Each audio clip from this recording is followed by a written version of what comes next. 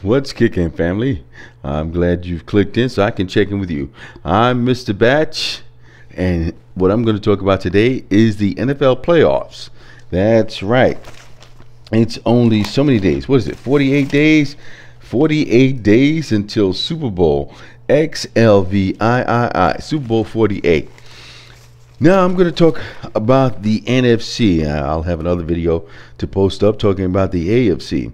But the way things is looking now and the way it's going to pan out, I've got my opinion is that the Seattle Seahawks will be the representatives of the NFC in that contest against the AFC at Super Bowl 48.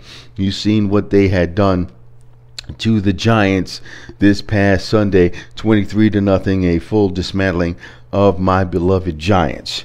Now, the Seahawks are 12-2. They're the division leaders, and they're leading the pack in the NFC as far as going into the playoffs.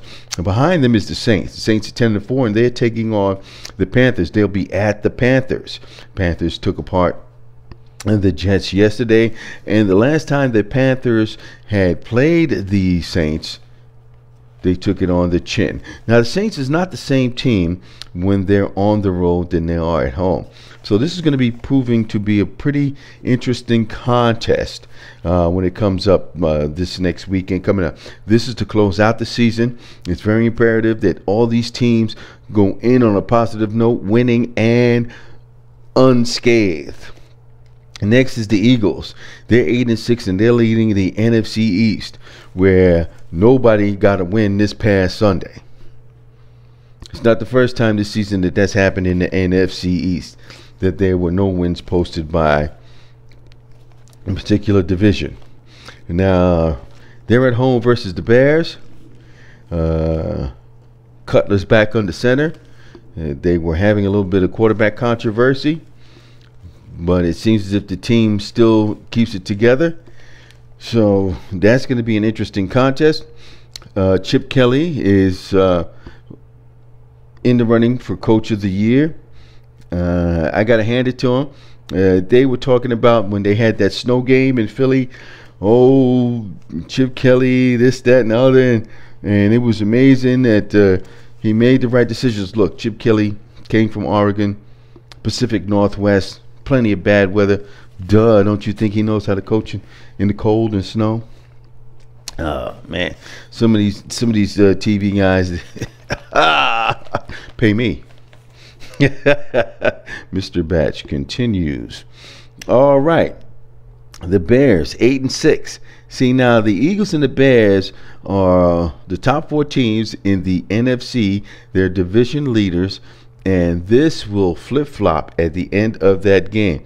I'll give you my prognostication later this week.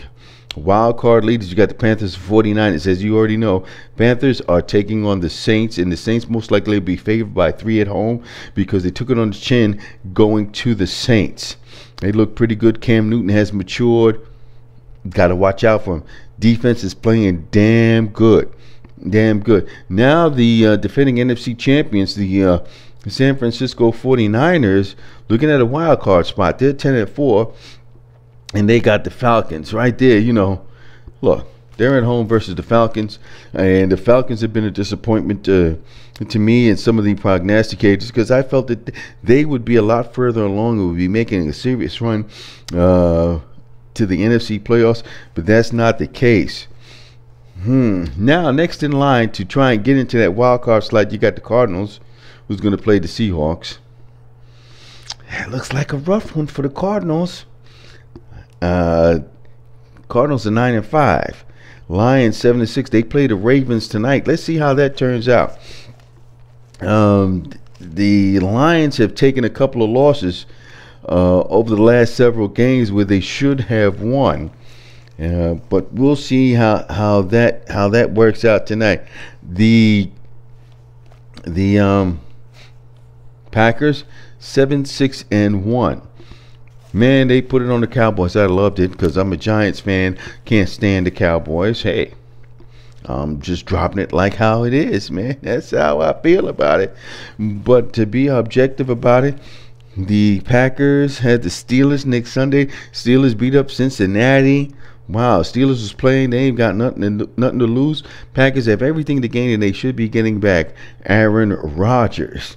That should be making for an interesting contest to see if the Packers can climb out of that hole and climb and get closer to getting a wild card slot. But at 7-6-1, it's a tall order.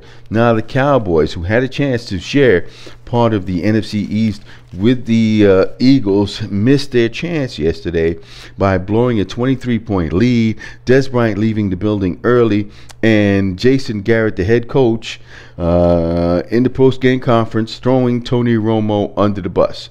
It's been noted that Tony Romo has been coming up with not too many wins in December throughout his career, and so far he's already got 2 losses. This is going to be rough for the Cowboys. Too bad for them. I doubt that they'll make it. My odds-on favorite to capture the NFC East crown would be the Philadelphia Eagles and represent the NFC East as far as going into the tournament, as the Tuna used to call it. Now, as far as the NFC East is concerned, there were no wins this weekend. Giants, Cowboys, Eagles, Redskins lost. Now, the thing about the Redskins is that they've been in the news with the Shanahan shutting down. He's had John Madden chime in, Shannon Sharp chime in, and Irving chime in. I've seen Irving and Sharp's commentary on TV, and they both have good, valid points. I read the quotes from John Madden about Shanahan and the integrity of the game and everything that surrounds it. I'm going to cut to the chase. This is my prognostication. Shanahan will not be with the Redskins at the end of the year. Kirk Cousins will be traded for some commodities and for some chips, and wherever Kirk Cousins lands, that's where Shanahan's going to be at. This is Mr. Batch. I'm out of here like I stole something. Peace.